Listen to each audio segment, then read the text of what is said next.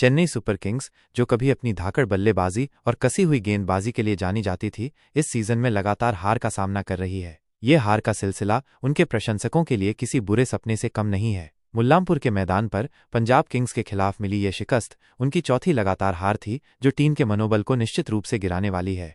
इस मुकाबले में पंजाब किंग्स ने टॉस जीतकर पहले बल्लेबाजी करने का फैसला किया। उनकी शुरुआत लड़खड़ाती हुई रही।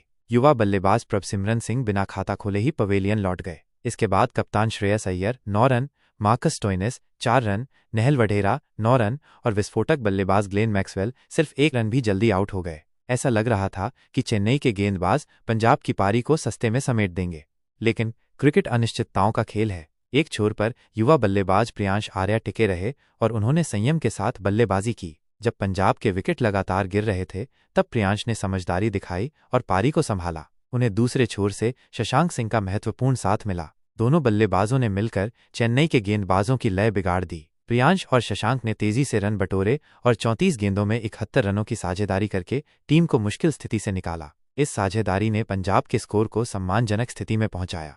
इस साझेदारी के दौरान प्रियांश आर्या ने अपनी प्रतिभा का शानदार प्रदर्शन किया। उन्होंने मात्र 39 गेंदों में अपना शतक पूरा किया, जो आईपीएल इतिहास का चौथा सबसे तेज शतक है। इस मामले में उन्होंने सनराइजर्स हैदराबाद के ऑस्ट्रेलियाई बल्लेबाज ट्रैविस हेड की बराबरी की, जिन्होंने पिछले सीजन में रॉयल चैलेंजर्स बेंगलुरु के खिलाफ इतने ही गेंदों में शतक लगाया था। यह प्रियांश का आईपीएल में पहला शतक था और उन्होंने दबाव में ऐसी शानदार पारी खेलकर अपनी क्षमता का लोहा मनवाया। उनकी पारी में तेज गति से रन बनाने की भूख और बड़े शॉट खेलने की काबिलियत साफ नजर आई। प्रियांश आईपीएल में शतक लगाने वाले 8वें अनकैप्ड बल्लेबाज बने। अनकैप्ड बल्लेबाज वे होते हैं जिन्होंने अभी तक अपने देश के लिए अंतर्राष्ट्रीय क्रिकेट नहीं खेला है। इस विशिष्ट सूची में शॉन मार्श, जिन्होंने 2008 में पहला आईपीएल शतक लगाया था, मनीष पांडे 2009, पॉल वॉल्थटी 2009, देवदत्त पडिक्कल 2021, रजत पाटीदार 2022, यशस्वी जायसवाल 2022 और प्रभसिमरन सिंह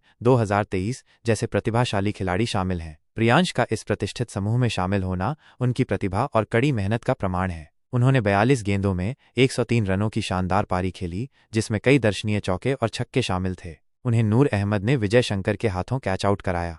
प्रियांश के आउट होने के बाद शशांक सिंह ने मोर्चा संभाला और मार्को यानसेन के साथ मिलकर तेजी से रन जोड़े। दोनों ने छठे विकेट के लिए 38 गेंदों में 65 रनों की तूफानी साझेदारी की और पंजाब के स्कोर को 210 के पार पहुंचा दिया। शशांक ने नाबाद 52 रनों की पारी खेली, जिसमें उन्होंने समझदारी और आक्रामकता का मिश्रण दिखाया। वहीं यानसेन ने भी 34 रनों का महत्वपूर्ण योगदान दिया। इन ताबड़तोड़ पारियों की बदौलत पंजाब किंग्स ने 20 ओवर में 6 विकेट खोकर 219 रनों का विशाल स्कोर खड़ा कर दिया। जवाब में उतरी चेन्नई सुपर किंग्स की शुरुआत अच्छी रही। सलामी बल्लेबाज रचिन रविंद्र और डेवोन कॉनवे ने पहले विकेट के लिए 61 रनों की साझेदारी की। दोनों बल्लेबाज सहज दिख रहे थे और तेजी से रन बटोर रहे थे, लेकिन ग्लेन मैक्सवेल ने रचिन रविंद्र को 36 रन पर आउट करके इस साझेदारी को तोड़ा। इसके बाद चेन्नई को लगातार झटके लगे। कप्तान ऋतुराज गायकवाड़ सिर्फ 1 रन बनाकर पवेलियन लौट गए।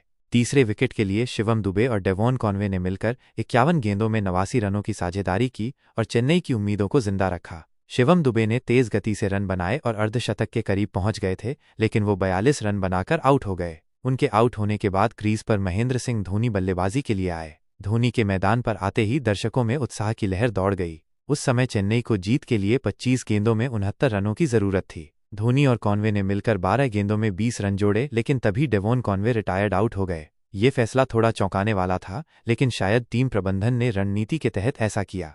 डेवोन कॉनवे ने इस मैच में शानदार बल्लेबाजी करते हुए 69 रनों की दमदार पारी खेली। उन्होंने मात्र 37 गेंदों में अपना अर्धशतक पूरा किया। इसी के साथ कॉनवे ने आईपीएल में 1000 रन भी पूरे कर लिए। वो आईपीएल के इतिहास में सबसे कम पारियों में 1000 रन पूरे करने वाले तीसरे बल्लेबाज बन गए। उनसे पहले सिर्फ क्रिस गेल और शॉन मार्श ने ही ये उपलब्धि हासिल की है। कॉनवे के रिटायर्ड आउट होने के बाद रविंद्र जडेजा क्रीज पर आए। अब चेन्नई को जीत के लिए 12 गेंदों में 42 रनों की जरूरत थी, जो कि एक मुश्किल लक्ष्य था। पारी का 19वां ओवर अर्शदीप सिंह ने डाला, जिसमें कुल 15 रन बने। अब आखिरी ओवर में जीत के लिए 28 रनों की आवश्यकता थी। पारी के आखिरी ओवर की पहली गेंद पर यश ठाकुर ने महेंद्र सिंह धोनी को युजवेंद्र चहल के हाथों कैच करा दिया। धोनी ने 12 गेंदों में 1 चौके और 3 छक्कों की मदद से 27 रन बनाए, लेकिन वो अपनी टीम को जीत दिलाने में नाकाम रहे। रविंद्र जडेजा 9 रन और विजय शंकर 2 रन बनाकर नाबाद रहे।